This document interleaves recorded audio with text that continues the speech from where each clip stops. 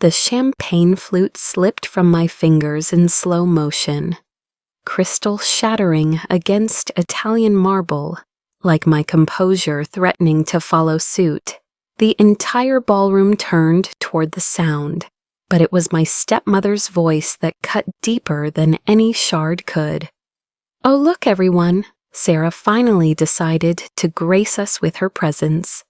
Victoria's laugh tinkled like poisoned honey as she glided toward me in her Versace gown, each step calculated for maximum impact.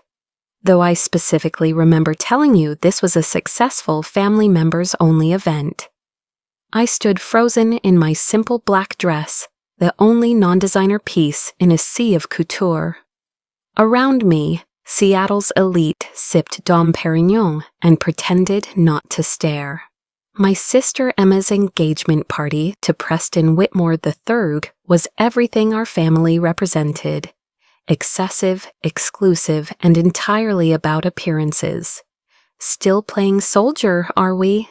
My father's voice boomed from across the room as he abandoned his circle of investment bankers. Richard Mitchell never walked anywhere. He commanded space, and tonight was no exception. His Armani suit probably cost more than I made in 3 months. 32 years old, Sarah. When are you going to grow up and contribute something meaningful to this family's legacy? My phone buzzed insistently in my clutch, the 4th time in 10 minutes. I ignored it, focusing instead on keeping my breathing steady as 200 pairs of eyes dissected my worth. "She thinks wearing camo makes her special," my brother Jake laughed, already 3 scotches deep. "Newsflash, sis, nobody cares about your little military adventures. You're basically a glorified security guard." The words shouldn't have hurt any more. 5 years of this treatment should have built immunity. But standing there, surrounded by people who measured success in stock portfolios and charity galas, I felt that familiar ache. The little girl who just wanted her family to be proud. "You know what's truly pathetic?" Victoria stepped closer, her voice dropping to that theatrical whisper designed to carry. "We funded your Columbia education. Your father pulled strings to get you into that school, and you threw it all away to play with guns and sleep in tents." My cousin Lauren, the senator's wife, tried to intervene. "Victoria, perhaps we should—" "No, Lauren, someone needs to say it."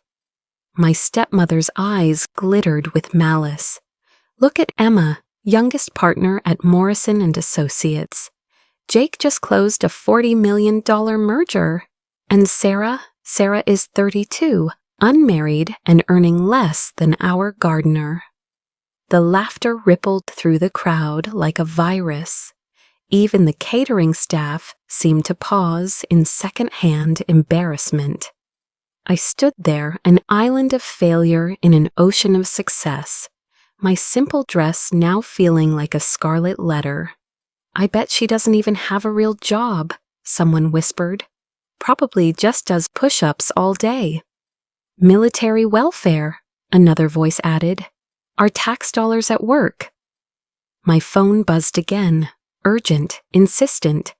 This time, the screen lit up with a number I recognized, but couldn't acknowledge here, not in front of them. "Nothing to say for yourself?" Jake swayed slightly, emboldened by alcohol and audience. "Come on, Sarah, tell us about your latest mission. Did you guard a parking lot? Maybe escort some general's coffee?"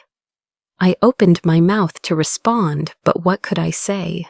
That last week I'd been in a location I couldn't name, doing things I couldn't discuss, that the scar hidden beneath my dress came from saving lives they'd never know were in danger, that while they planned parties, I planned operations that kept their champagne glasses safe to raise. "She's probably not even a real soldier," Victoria stage whispered to her friend. "Probably just does paperwork, filing reports in camouflage." In the corner of my vision, I noticed him, a man in a dark suit, standing unnaturally still by the terrace doors. His posture screamed military, his eyes fixed on me with an intensity that made my spine straighten instinctively. His hand moved to his earpiece, lips moving in rapid, urgent words I couldn't hear. But I was drowning in my family's mockery, their laughter creating white noise in my ears. You want to know the saddest part? My father's voice silenced the room, Richard Mitchell commanding attention as always. We gave you every opportunity, every advantage, the best schools, the best connections, unlimited possibilities. And you chose this. He gestured at me like I was an exhibit in a museum of disappointment. You could have been anything, Sarah, a doctor, a lawyer. Hell, even a teacher would have been more respectable than whatever it is you do now. But no, you had to rebel, had to prove some point, and look where it got you. Emma, my baby sister, the bride-to-be, finally spoke. Her voice was gentle, but somehow worse for it. Sarah, we're just worried about you. Don't you want more from life? A family, a real career, something that matters? Something that matters. The words echoed in the sudden silence that followed. My phone buzzed one final time, and this time I glanced down. The message preview showed only 2 words that made my blood run cold: immediate recall. The man in the dark suit was moving now, cutting through the crowd with purpose. Other guests parted unconsciously, some primitive instinct recognizing a predator among sheep. But my family was too busy congratulating themselves on their intervention to notice. I should go, I said quietly, my voice barely a whisper. Of course you should, Victoria smiled triumphantly. Run away. Just a woman in a rain-soaked dress doing her duty. As the door closed, I looked back one last time. My family stood in the loading dock entrance, designer clothes ruined, perfect hair destroyed, makeup running. They looked smaller somehow, more human, more real than they'd been in years.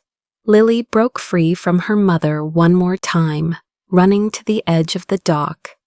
She saluted, tiny hand to tiny brow, probably learned from movies, but executed with heartbreaking sincerity. I returned it through the window, colonel to future colonel, as we pulled away. Your family, ma'am? The driver asked carefully. I watched them shrink in the mirror, my father's arm around Emma, Jake holding an umbrella over Victoria, Diana clutching Lily, all of them standing in the rain, watching me disappear into duty. No, I said, pulling up the Taiwan brief. My relatives, my family is waiting for me at the airfield. As Seattle faded into darkness and rain, I thought about silence, how it could be weapon or shield, gift or curse. For 13 years, their silence had tried to erase me. Tonight, their silence had said everything. I didn't need apologies, didn't need tears or promises or sudden understanding. Their silence, stunned and final and absolute, was all the recognition I'd ever require. ETA to Boeing Field, 15 minutes, the driver reported. Colonel, your team is assembled and ready. I smiled, feeling the weight of the drawing in my pocket, the promise to a little girl who'd see the world differently now. Good, I said, already shifting into mission mode. Let's go save the world. Behind us, the Fairmont disappeared entirely, taking with it the last ghost of Sarah Mitchell, family disappointment. Ahead lay only Colonel Mitchell and the work that mattered. 30,000 feet above the Pacific, with Taiwan's crisis waiting at the other end of this flight, I finally let myself breathe. The secure cabin of the C-37A was filled with my team, Operators who'd become family in ways blood never could. They gave me space, understanding that sometimes the hardest battles were the ones nobody saw. I pulled out Lily's drawing, still damp from Seattle rain, a child's vision of heroism in crayon and hope. Next to it, I placed Maria's letter, worn soft from years of folding and unfolding, 2 pieces of paper, 2 voices saying you matter when the world insisted otherwise. Honor isn't loud.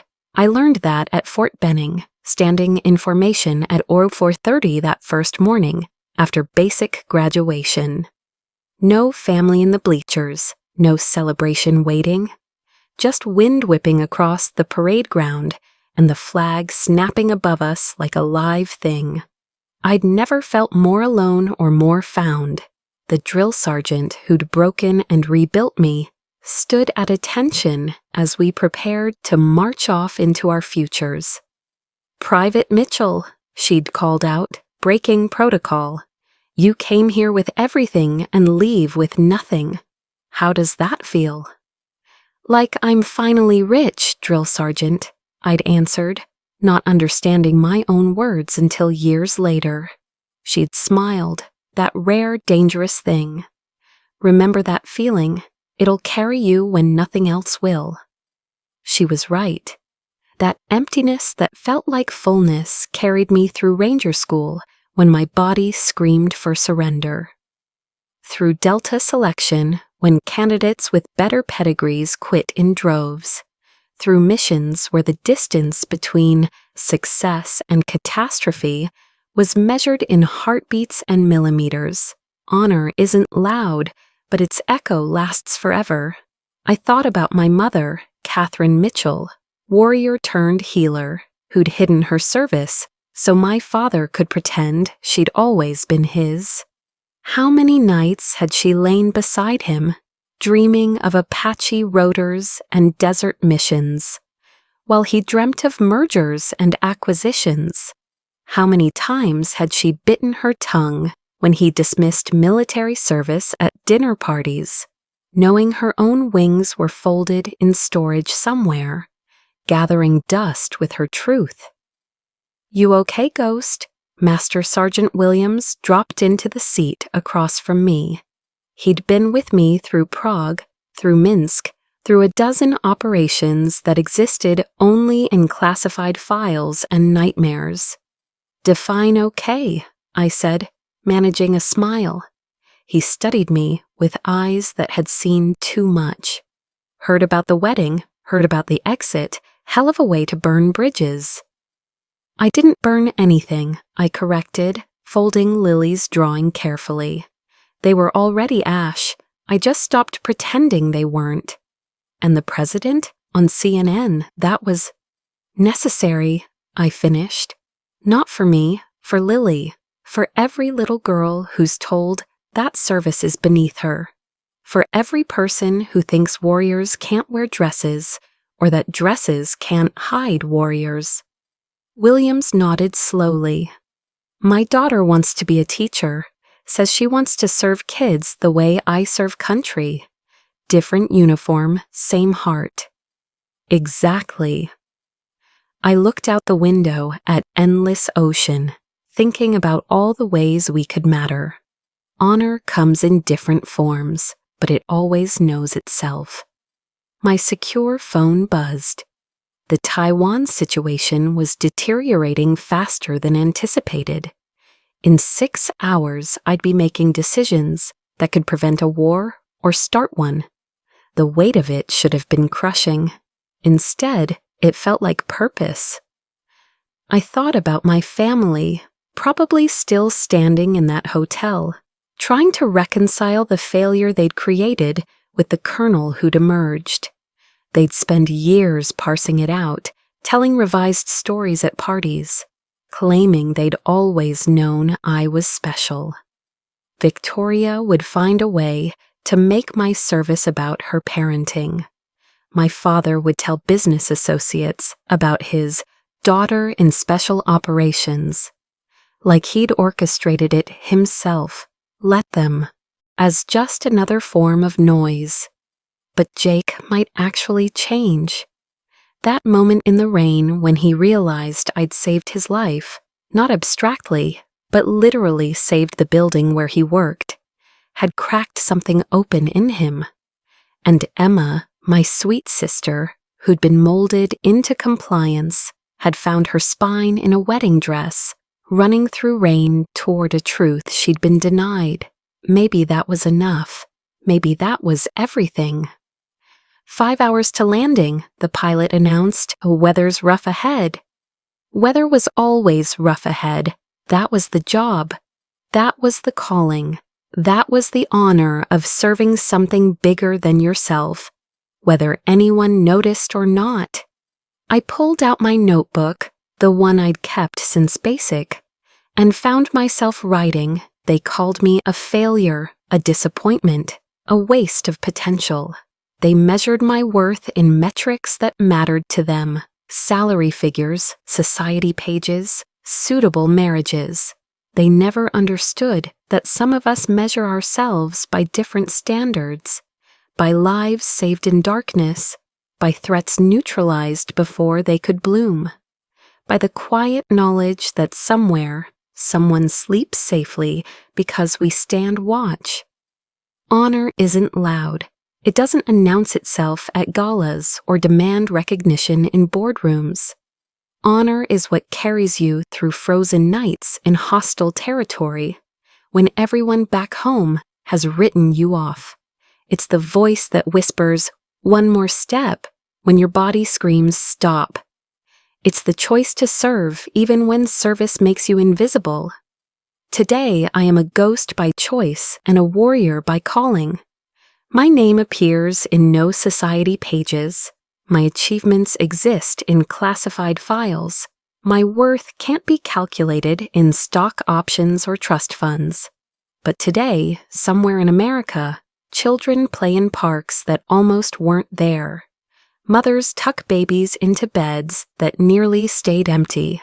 Fathers come home from offices that could have been rubble. They don't know my name. They don't need to. Because honor isn't loud, but its echo lasts forever. I closed the notebook as Taiwan's lights appeared on the horizon. Another crisis, another chance to matter in ways that would never make headlines. My team was suiting up, checking equipment, preparing for whatever came next.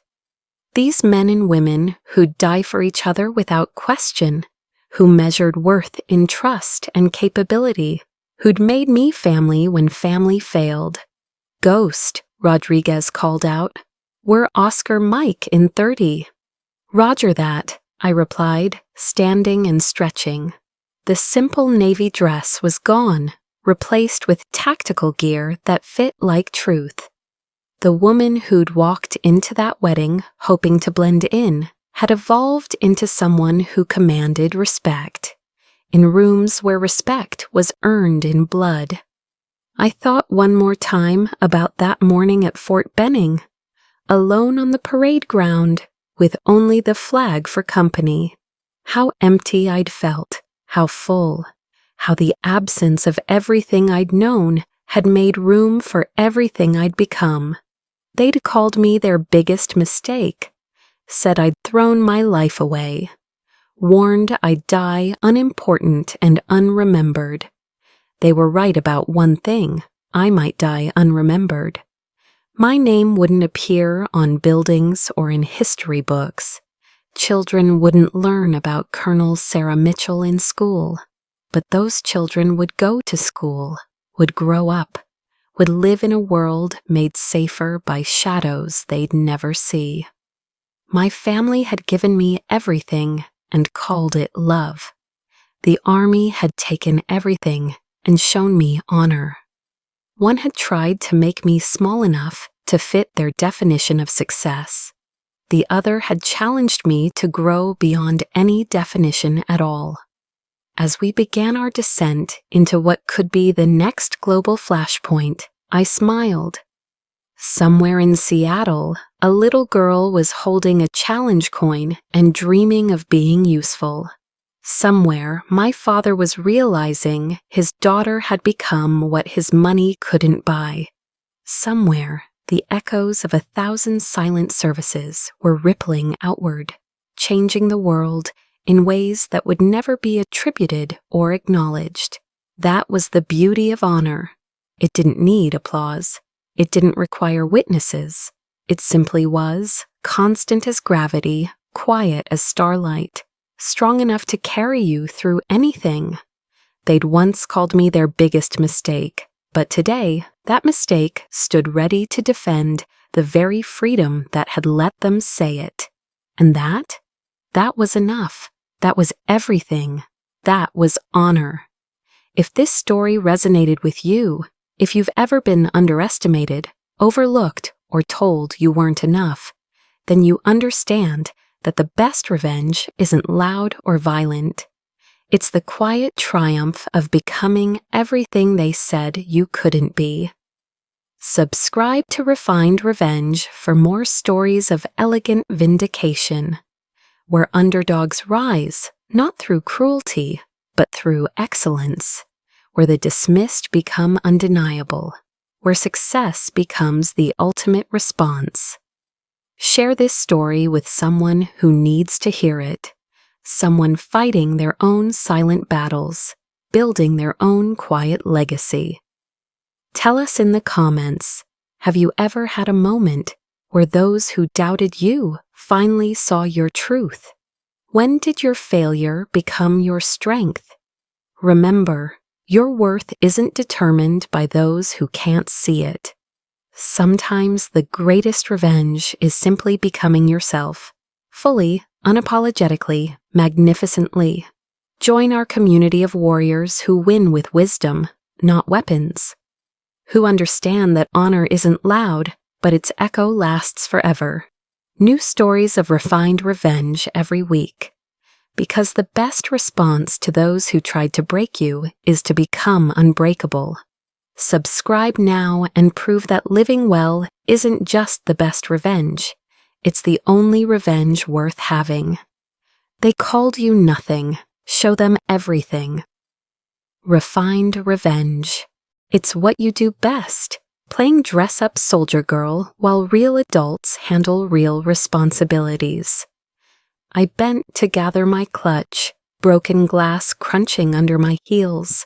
The sound seemed to echo in the vast ballroom, each piece a fragment of the relationship that could never be repaired. As I straightened, the man in the suit was there, close enough that I could see the eagle pin on his lapel, the kind they didn't sell in gift shops. "Ma'am," he said quietly, but his voice carried a weight that made nearby conversations falter. "The secretary sends his regards. The situation has escalated. Your transport is waiting." The silence that followed was deafening. My family, for the first time in 5 years, had nothing to say. But I did. Looking directly at my father, I spoke words I'd held back for too long. "You're right about one thing, Dad. I did choose this. I chose purpose over profit, service over selfishness, honor over holdings." I turned to leave, then paused. "Oh, and Jake, those little military adventures you mentioned. One of them saved the ambassador's daughter last month. You know, the ambassador whose merger made your $40 million deal possible." The agent held the door as I walked through, my simple black dress suddenly feeling like armor. Behind me, 200 of Seattle's finest stood in stunned silence, champagne growing warm in their glasses. The last thing I heard before the door closed was my stepmother's voice, shrill and uncertain for the first time. "What ambassador? What is she talking about?" But I was already gone, stepping into a black SUV with bulletproof glass, heading toward a world they'd never understand, a world where success wasn't measured in dollars or degrees, but in lives saved and threats eliminated. As the lights of the hotel faded behind us, I pulled out my phone, to read the full message. What I saw made my hands tremble, not with fear, but with the weight of what was coming. They called me nothing. Within 72 hours, they'd know exactly how wrong they were. The black SUV cut through Seattle's rain-slicked streets. While I stared at my reflection in the bulletproof glass, for a moment I wasn't Colonel Sarah Mitchell with a Presidential Unit citation hidden in my apartment drawer. I was 12 years old again, watching my mother die while my father attended a board meeting in Tokyo. "Your mother's taken a turn," the housekeeper had whispered into the phone. "The doctors say you should come." "I'm closing a $1 billion deal," he'd replied. "She'll understand." She died understanding all right, understanding that some things mattered more to Richard Mitchell than family. The machines flatlined while I held her skeletal hand, whispering promises I was too young to keep. "I'll be strong, Mom. I'll make you proud. I'll be someone who matters." The funeral was beautiful, they said, tasteful, appropriate for a Mitchell family tragedy. My father flew in just in time to give a eulogy about a woman he'd barely seen in her final year. 3 days later, he introduced us to Victoria.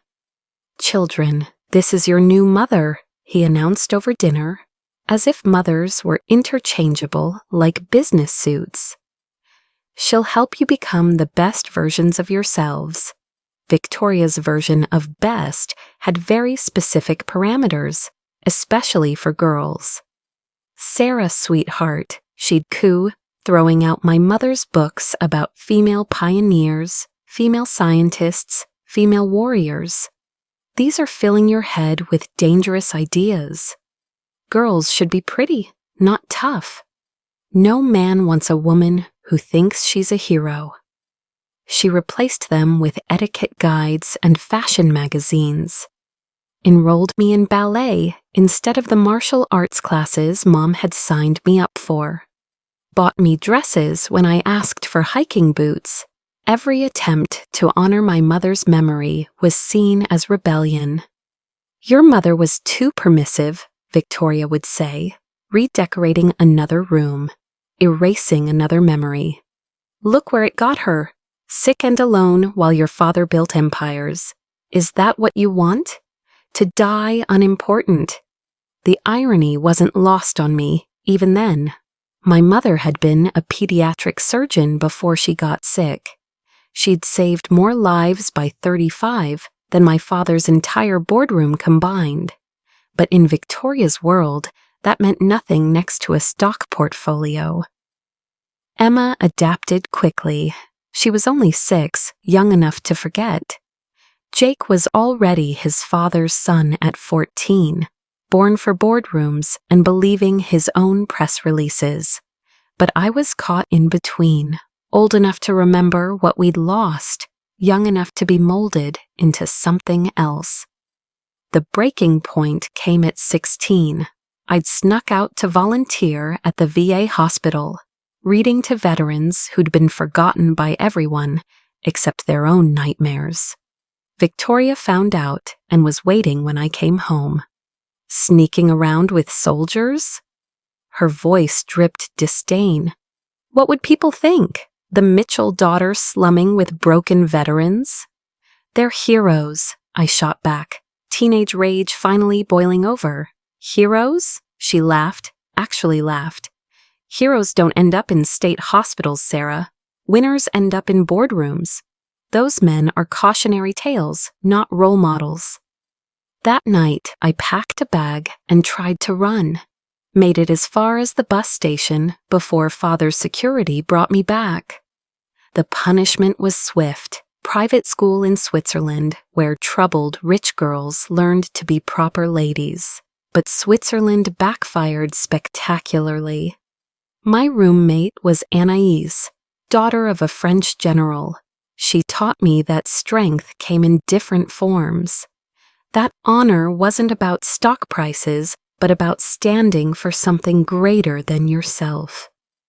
When she showed me her father's medals, told me stories of service and sacrifice, I felt something wake up inside me. In France, we respect our warriors, she said. Man or woman, if you serve with honor, you are honored in return. I came back from Switzerland different, quieter, but with steel in my spine. I played the game, attended Columbia like they wanted, smiled at their parties, dated the right boys from the right families. But every night I studied military history. Every morning I ran 10 miles.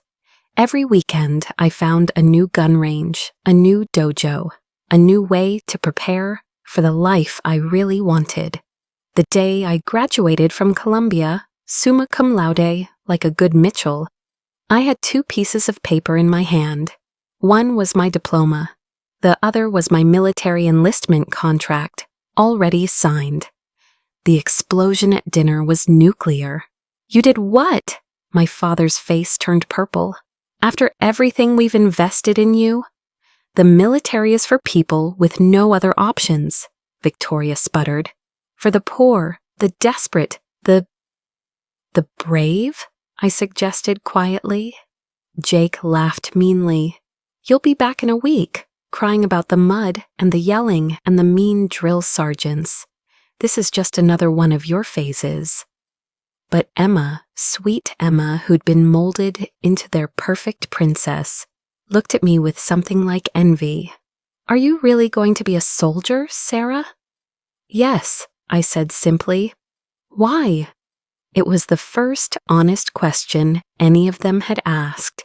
I thought about all the ways I could answer, about Mom's last words about being someone who helped others, about the veterans who'd shown me that service meant more than salary, about the gnawing emptiness of a life measured only in material success. Instead, I said, because I choose to be judged by my actions, not my bloodline, because I want to earn my place in this world, not inherit it. The silence that followed was deafening. Finally, my father stood, straightening his tie like armor. Then you're no daughter of mine. When you fail, and you will fail, don't come crying back to us. I left that night with 1 duffel bag and 0 regrets. Basic training at Fort Jackson was everything they said it would be. Hell in humidity. Designed to break you down and build you back up. But while other recruits cried into their pillows, homesick and overwhelmed, I felt something I'd never experienced in my family's marble mansion, peace. Here, nobody cared that I was Richard Mitchell's daughter. My drill sergeant, a woman who'd seen 3 deployments and had the scars to prove it, evaluated me on my performance, not my pedigree. When I fell during a ruck march, she didn't coddle me because of my trust fund. When I excelled at marksmanship, she didn't diminish it because of my gender. Mitchell, she barked one morning after I'd helped 3 struggling recruits complete the obstacle course. You think you're some kind of hero? No, drill sergeant, I responded, standing at attention in the pre-dawn darkness. Good. Heroes are dead people on pedestals. We make warriors here. Warriors show up, shut up, and lift up. You tracking? Yes, drill sergeant. That night, I wrote in my journal, the one thing I'd kept hidden through every bunk inspection. Today, I learned the difference between being called special and being something special. Mom, I think I finally understand what you meant about helping others. It's not about being important. It's about being useful. 2 months into basic, I got my first letter from home. Not from family, from the household staff. Our housekeeper Maria, who'd held me while I cried for my mother, wrote in broken English, Miss Sarah, we are proud. Your mama, she would be proud too. You show them what real strength is. I kept that letter in my breast pocket through every deployment, every mission, every moment, when I wondered if I'd made the right choice. It reminded me that family isn't always blood. Sometimes it's the people who see your worth when everyone else is blind to it. The night before graduation from basic training, our senior drill instructor pulled me aside. "Mitchell, I've seen a lot of privileged kids come through here thinking military service would piss off mommy and daddy. Most wash out or coast through and get out. But you're here for the right reasons." "What reasons are those, drill sergeant?" She smiled, the first time I'd seen her do so. "You're not trying to prove them wrong. You're trying to prove yourself right. That's the difference between a tourist and a warrior." As I stood on that parade ground, taking my oath of service while rain soaked through our dress uniforms, I thought about Victoria's words. No man wants a woman who thinks she's a hero. She was right about one thing. I didn't think I was a hero. I was simply someone who chose purpose over privilege. And in that choice, I found the family I'd been searching for all along. Brothers and sisters bound not by blood, but by something bulletproof, honor. My real education was just beginning. The email arrived at 300 hours in a forward operating base I'm still not allowed to name. Outside my tent, the Hindu Kush mountains stood like ancient sentinels, while I read words that cut deeper than any enemy fire ever could. From Richard Mitchell. Subject: final notice. Sarah, after extensive discussion with our estate attorneys and financial advisors, the family has reached a unanimous decision. Effective immediately, you are removed from the Mitchell Family Trust. Your shares have been redistributed to family members who contribute meaningfully to our legacy. This decision is final and non-negotiable. Your continued choice to pursue this embarrassing career path leaves us no alternative. We cannot have the Mitchell name associated with someone of your station. It reflects poorly on our brand and charitable endeavors. I suggest you consider this a learning opportunity. Perhaps when you've matured enough to pursue a respectable career, we can revisit your status within the family structure. Do not return home for holidays or family events. Your presence makes our actual accomplished members uncomfortable. R. Mitchell, CEO, Mitchell Industries. Attached was a photo from the governor's charity gala the previous week. My entire family posed with the mayor, champagne flutes raised, smiles perfect. But if you looked carefully, and I did, God help me, I did, you could see my cropped shoulder at the edge. They'd literally cut me out, but left just enough to show they'd made the effort to erase me. The caption on their social media: "The successful Mitchell children supporting our community." Children, plural. As if I'd never existed. I read it 3 times, each word a carefully placed landmine designed for maximum damage. Not dad, not love, just his initial, like I was a terminated employee rather than his firstborn daughter. My hands shook, not from fear or sadness, but from rage so pure it felt like white phosphorus in my veins. 8,000 miles from home, covered in dust from a mission that had saved 3 ambassadors' lives just 6 hours ago. And this was my reward? This was my worth? Captain Rodriguez found me an hour later, burning the printed email over a rusty oil drum. The paper curled black at the edges, my family name disappearing into ash and smoke. "Family troubles, Lieutenant?" His voice was gentle.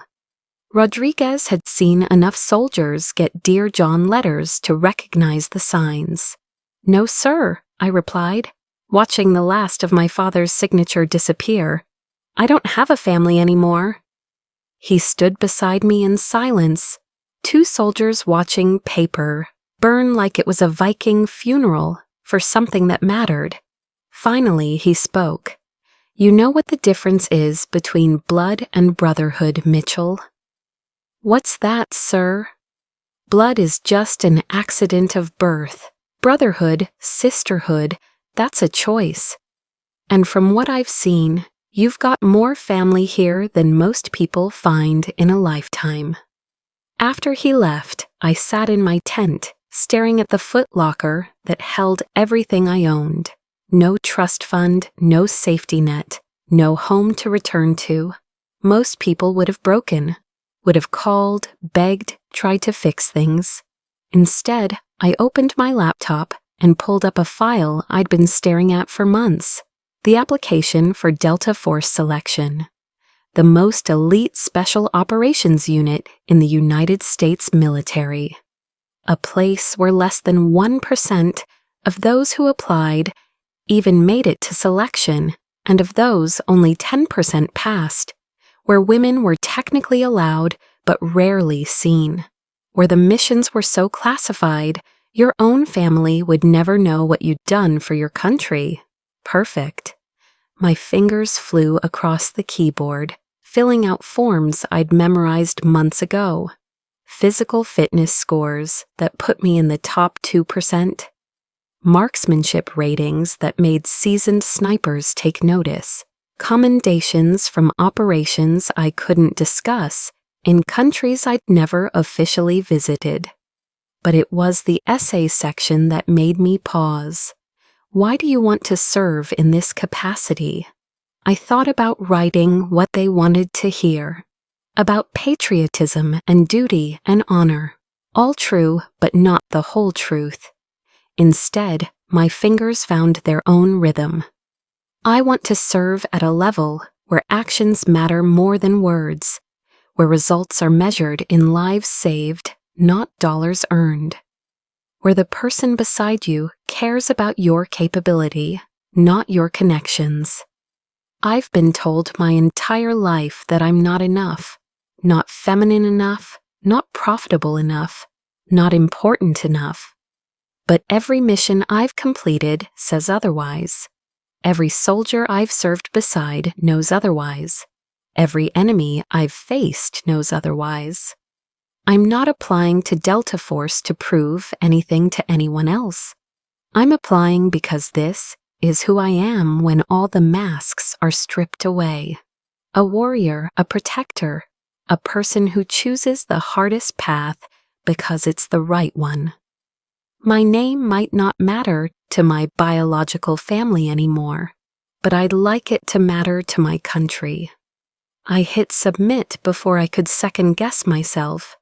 3 weeks later, in the middle of a sandstorm that had grounded all flights, the response came through on secure channels.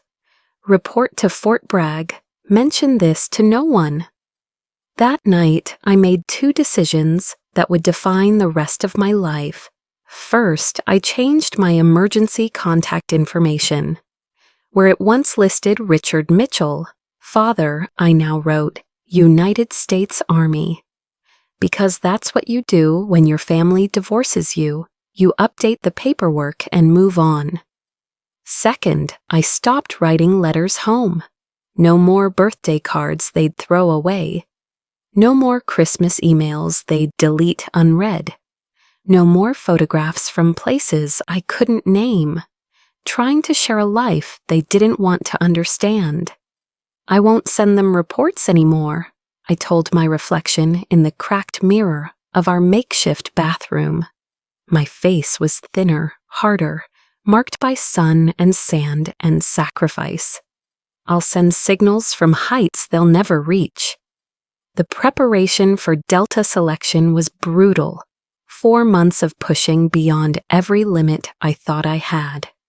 Running until my feet bled through my boots. Swimming until my lungs screamed for mercy. Studying tactics and languages and weapon systems. Until my dreams were in Arabic and explosive ordnance disposal. But every time I wanted to quit, I remembered Victoria's voice, playing Soldier Girl. I remembered my father's dismissal. This embarrassing career path. I remembered Jake's laughter. She doesn't even have a real job. Pain became fuel. Exhaustion became determination. Doubt became drive. The night before I left for selection, I found myself at Arlington National Cemetery, walking among heroes who'd given everything. I stopped at the grave of a female soldier who died in Iraq. Her headstone was simple. She gave her all. I knelt in my dress uniform, placing my ranger tab, earned through blood and tears, against her stone. "I don't know if you can hear me," I whispered, "but I promise you this, I'll make it count. All of it. Every sacrifice, every scar, every moment they said I wasn't enough. I'll make it count." As I stood to leave, my phone buzzed. Unknown number, Virginia area code. I almost didn't answer, but something made me swipe. Lieutenant Mitchell? The voice was crisp, professional, and absolutely terrifying. "This is General Morrison. I've been reviewing your file, your selection packet, your essay." My heart stopped. This was it. The rejection. Too emotional, too personal, too. "I served with your mother in Germany, before she left to practice medicine." His voice softened slightly. "Catherine was one of the finest officers I ever knew. She'd be proud of what you've become." The world tilted. "You knew my mother? She was military?" A pause. "She never told you?" Catherine Mitchell was one of the first female Apache pilots in the Army.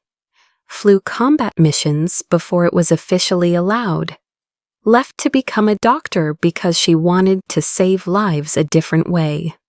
I sank onto a bench, phone pressed to my ear like a lifeline. My father never, I didn't know. Richard Mitchell rewrote history to suit his narrative, but I remember. And if you're half the soldier she was, and your record suggests you're more, then Delta would be lucky to have you. "Sir, Selection starts Monday. Don't be late. And Mitchell, stop trying to prove them wrong. Start proving yourself right." The line went dead, leaving me sitting in America's most sacred ground with a truth that changed everything. My mother hadn't just been a doctor, she'd been a warrior. And my father had buried that truth as deeply as he'd buried her memory. I stood slowly, looking back at the rows of white headstones, glowing in the setting sun. Somewhere out there, my family was having dinner in their mansion, convinced they'd won, convinced they'd cut out the cancer of their disappointment. They had no idea what they'd actually done. They'd cut the last thread holding me to a life I'd never wanted. They'd set me free to become what I was always meant to be, a ghost, a warrior, a force they'd never see coming. "Thank you," I whispered to the graves, to my mother's hidden legacy, to the general who'd kept her secret until I needed it most. Monday couldn't come fast enough. 5 years. That's how long I've been a ghost. Not the kind that haunts houses or rattles chains, but the kind that slips into hostile territory at Soto 200, completes impossible missions, and vanishes before dawn breaks. The kind whose real name is buried under so many classified files that even I sometimes forget who Sarah Mitchell used to be. Delta Force selection nearly killed me, and that was the point. 28 days of hell designed to break everything you thought you knew about yourself and rebuild you into something harder, sharper, more lethal. Of the 47 candidates who started, 4 made it through. I was the only woman. "Welcome to the unit," Colonel Harris had said, handing me a badge with no name, just a number. "From now on, you don't exist. Your successes will never be celebrated. Your failures will never be acknowledged. You will be nothing and everything. Are you prepared for that? Yes, sir, I'd replied, not knowing how prophetic those words would be. While my sister Emma posted Instagram stories from Santorini, I'm blessed there'll be a family vacation, Ilchalter Mitchell summer. I was exfiltrating hostages from a compound in Syria, while my brother Jake celebrated his hedge fund hitting $1 billion in assets under management. I was dismantling a terror cell that had been planning to attack the New York Stock Exchange. His stock exchange. The irony wasn't lost on me. I protected the very world that had rejected me, saved lives that would never know my name, prevented catastrophes that would never make the news. My unit called me Ghost at first because of my ability to move unseen. Later, it stuck for different reasons. You're like smoke, Sergeant Major Thompson told me after a particularly hairy operation in Somalia. Here 1 second, gone the next, but the impact lingers. In 5 years, I've operated in 37 countries. I speak 8 languages fluently now: Arabic, Pashto, Russian, Mandarin, French, Spanish, Farsi, and Portuguese. My body is a roadmap of scars, each one a story I can never tell. The bullet wound under my ribs from Prague, the knife mark on my shoulder from Cairo, the burn scars on my back from pulling 3 CIA operatives out of a blown safe house in Islamabad. But my LinkedIn profile, the one my family occasionally checks, simply says military service. Vague enough to avoid questions at events I'm no longer invited to. The medals live in a safety deposit box in Virginia. The Silver Star for actions in Afghanistan that saved an entire Marine platoon. The Bronze Star with Valor device for maintaining position under fire for 17 hours, calling in airstrikes that prevented a massacre. The Purple Heart. I never reported to medical because the mission wasn't finished. Letters of commendation from generals whose names the public would recognize, for operations the public will never know existed. I've shaken hands with presidents in secure bunkers. Foreign ambassadors have wept, thanking me for bringing their children home. A 4-star general once pulled me aside after a briefing and said, "Mitchell, you're the reason democracy sleeps soundly. But to my family, I'm still the failure who threw away her potential to play soldier." The closest I came to breaking my silence was 2 years ago. A mission in Venezuela went sideways. Bad intel, compromised extraction, the whole team pinned down with ammunition running low. I took shrapnel in 3 places, maintaining our position, calling in danger close artillery while bleeding through my gear. We lost no one. The hostages, 15 aid workers, including 4 Americans, made it home for Christmas. I woke up in a military hospital in Panama, machines beeping, pain like fire in every nerve. The first thing I saw was a letter on my bedside table. Official White House stationery. The president's personal thanks, handwritten, for extraordinary heroism in the face of overwhelming odds. My nurse, a grandmother from Kansas, was crying. "Honey, I don't know what you did, but that letter, in 30 years here, I've never seen one delivered personally by the Secretary of Defense." For one moment, I wanted to photograph it, to send it to my father with just 2 words, "Still nothing?" Instead, I folded it carefully and added it to my collection. Proof of a life lived in shadows, measured in missions completed rather than mergers closed. My apartment in Virginia is monk-like in its simplicity: a bed, a desk, an encrypted laptop, a single bookshelf filled with tactical manuals and poetry. Roomy mostly because he understood that sometimes breaking was the only way to let light in. No photographs on the walls, no personal touches except for one thing. Maria's letter from basic training, now framed, reminding me that someone, somewhere, was proud. I don't date. How do you explain the scars, the nightmares, the times you disappear for 3 months and come back 20 pounds lighter with eyes that have seen too much?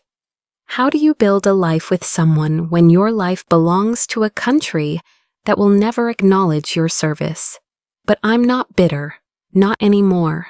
Loneliness is just another operational hazard, like bullets or betrayal. You learn to work around it. 6 months ago, something shifted.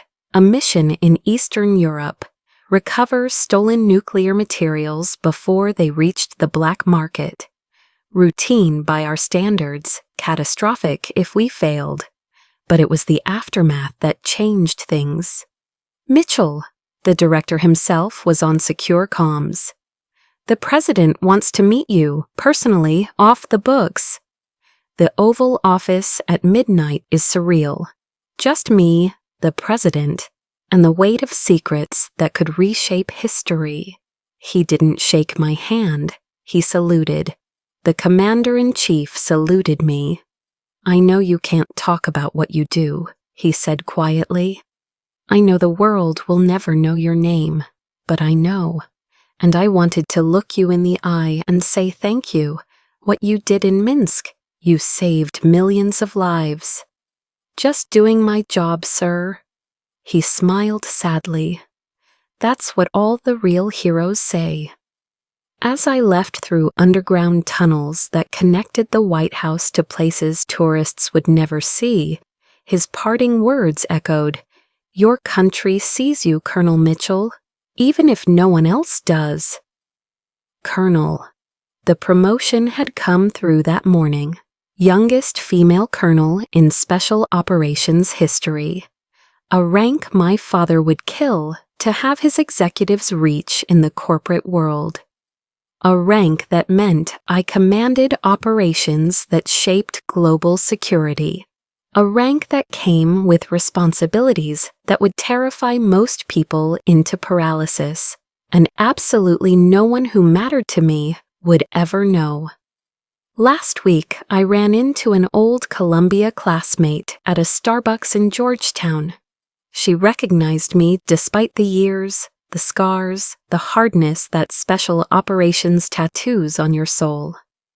"Sarah Mitchell, oh my God, how are you? I heard you joined the military." Her voice pitched like it was a terminal diagnosis. "That must be so interesting. Are you still doing that?" I smiled, stirring my black coffee. "Something like that.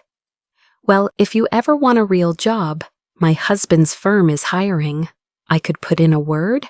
I mean, military experience looks good on a resume, but it's not exactly a career, is it?"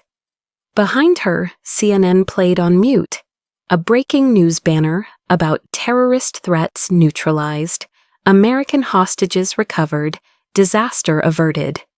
My operation from 72 hours ago, already sanitized for public consumption. The talking heads would never know that a failure named Sarah Mitchell had stood between them and catastrophe. "Thanks," I told her. "I'll keep that in mind."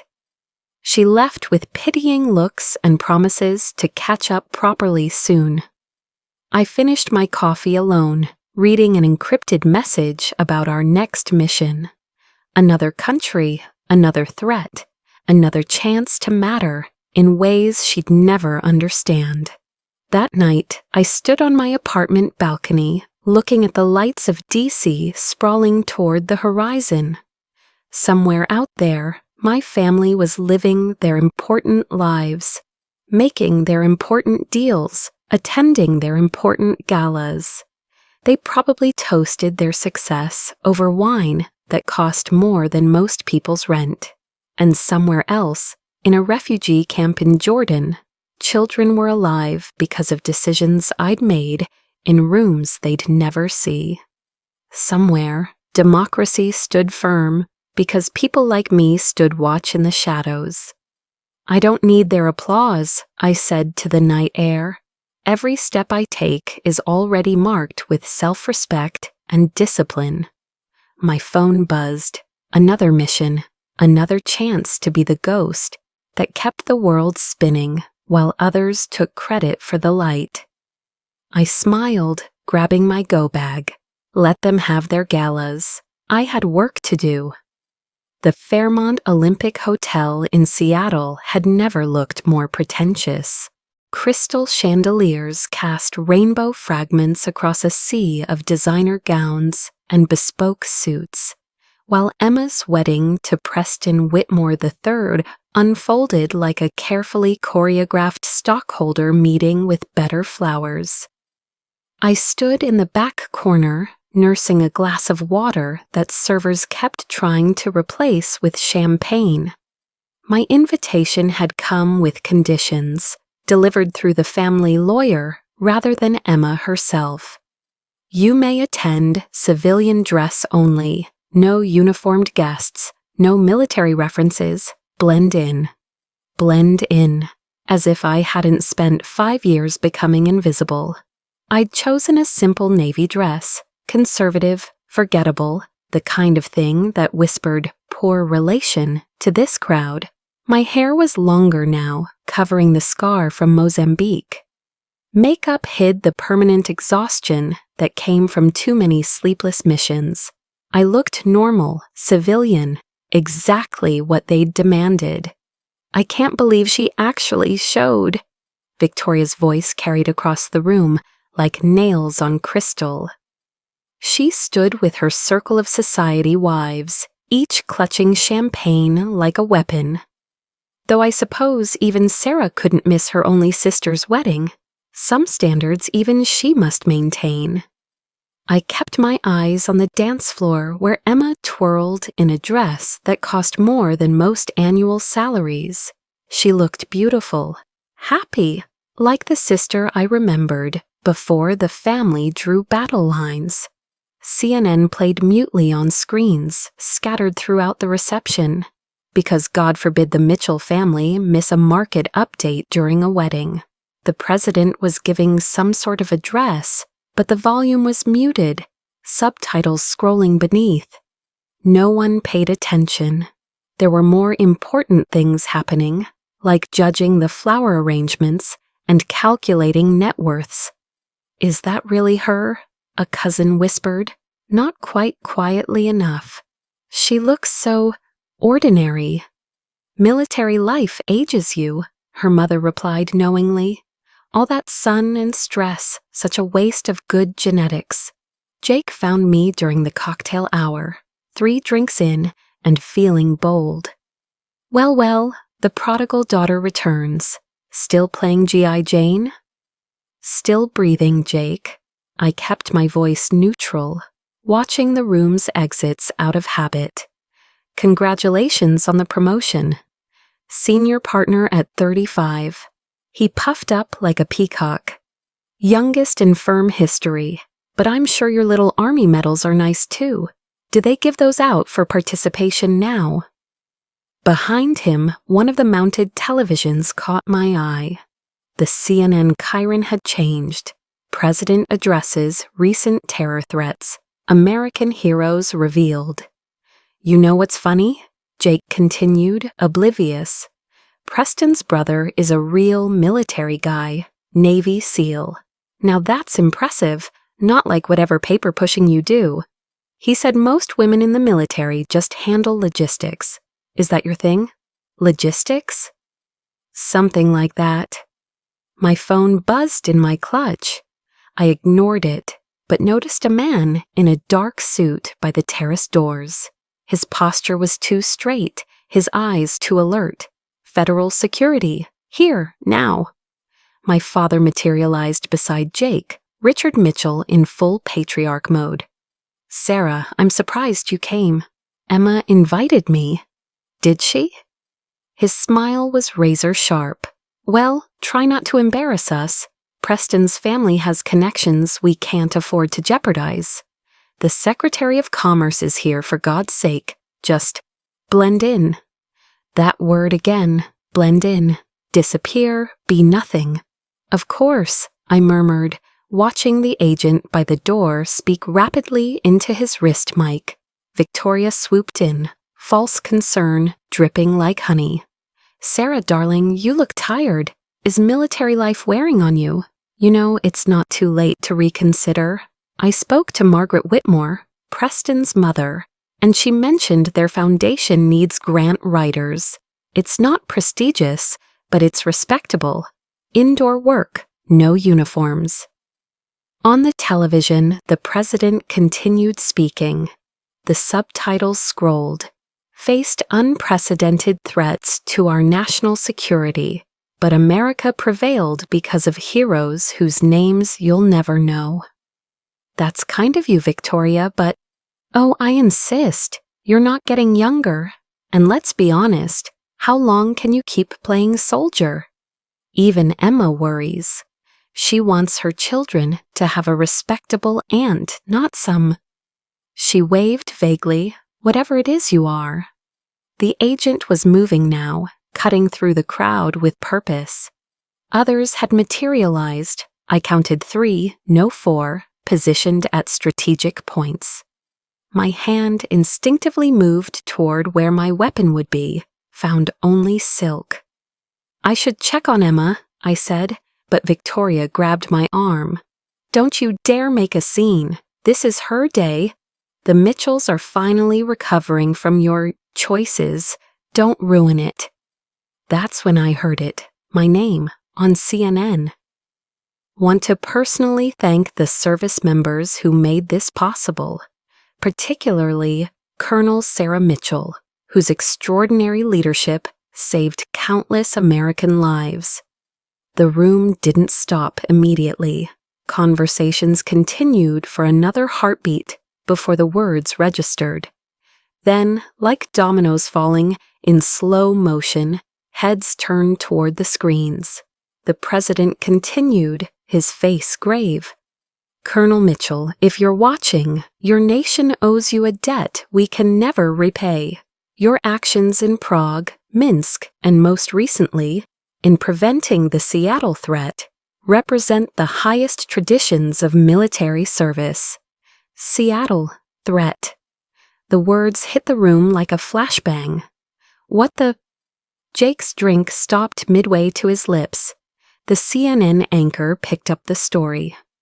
Colonel Mitchell, who we understand is the youngest woman ever selected for Delta Force, led the operation that neutralized terror cells planning, coordinated attacks on major U.S. cities. The president called her the shadow that guards our light. Every eye in the room found me. 300 of Seattle's elite, frozen in their finery, staring at the failure in the corner who suddenly wasn't. The man in the dark suit was beside me now. Colonel Mitchell, he said, voice carrying in the sudden silence.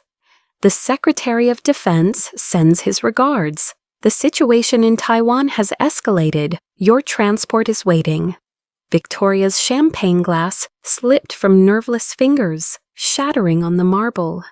The sound echoed like gunfire in the silence. Colonel? My father's voice came out strangled. Did he say Colonel? The agent continued, professional and urgent. Ma'am, I apologize for interrupting the celebration, but you're needed immediately. Indopacom is standing by for your brief. Emma stood frozen at the head table, her wedding bouquet trembling in her hands. Preston's family, including his Navy SEAL brother, stared with something between awe and disbelief. I have to go, I said quietly, setting down my untouched water glass. Wait, Jake stumbled forward. You're not... The president doesn't know paper pushers. What did you really do in Prague? The agent stepped between us, protective. Sir, I'm going to have to ask you to step back. She's my sister, Jake protested, then seemed to realize what he'd said. The sister he'd mocked. The failure he'd dismissed. the nothing who was suddenly everything. I looked past him to Emma, my baby sister in her fairy tale dress. "Your wedding is beautiful, Em. I'm sorry I have to leave." "Sarah," she whispered, mascara starting to run. Did you really save?" "Ma'am," the agent pressed, "we need to go. Marine One is waiting." Marine One, the president's helicopter. For me, my father stood statue still, his Fortune 500 power meaning nothing in this moment. Victoria clutched his arm, mouth opening and closing soundlessly. Around them, their important friends with their important connections realized they'd been mocking someone who reported directly to the most powerful office in the world. I walked through that ballroom with my head high, the crowd parting like the Red Sea. No speeches, no explanations, no gloating. Just the quiet click of heels on marble as Sarah Mitchell, failure, disappointment, family shame, walked toward duty they'd never understand. At the door, I turned back once. My family stood frozen in their designer clothes, surrounded by their curated success, finally understanding the weight of the uniform they'd mocked. "Congratulations on your wedding, Emma," I said softly. "Be happy." Then I walked into the Seattle night, where a convoy of black SUVs waited with engines running. As we pulled away, I could see them through the ballroom windows. 300 people, pressed against glass, watching my taillights disappear into a world they'd never dismissed again. The agent beside me cleared his throat. "Hell of a way to come out, Colonel." I smiled, pulling up the classified brief on my secure phone. Taiwan, China, another crisis, another chance to matter. "My family wanted me to blend in," I said, watching Seattle blur past bulletproof glass. "Mission failed," he laughed. "With all due respect, ma'am, I don't think you've ever blended in your life." He was wrong. I'd been blending in for years. I just chose my moments to stand out. The convoy moved with practiced precision through Seattle's rain-slicked streets, but inside the lead SUV, I sat in absolute stillness. My phone buzzed with the kind of encrypted messages that meant the world was shifting on its axis. But for just this moment, I let myself exist in the space between who I'd been and who I was becoming. "Ma'am," the agent beside me ventured carefully, "we can circle back if you need to retrieve anything from the hotel." "No." My voice came out steadier than my heart. "Everything I need is already in motion." But that wasn't entirely true. Through the bulletproof glass, I watched the Fairmont shrink in the distance, carrying with it the last remnants of a life I'd been trying to escape for over a decade. Inside that glittering tower, my family was learning what I'd known for years, that worth isn't measured in stock portfolios or society pages. The convoy stopped at a red light. In the reflection of a storefront window, I caught sight of myself, still in that simple navy dress, but somehow transformed. The woman looking back wasn't the failure who'd entered that ballroom. She was someone else entirely, someone who'd been there all along, waiting for the world to adjust its vision. "Colonel Mitchell?" The driver's voice pulled me back. "There's been a development. We've been instructed to make a brief stop, 5 minutes maximum." The brief stop turned out to be the hotel's loading dock. Standing there in the drizzle, looking impossibly small and out of place, was a little girl in a flower girl dress. My cousin Diana's daughter, Lily. 7 years old and clutching something in her tiny hands.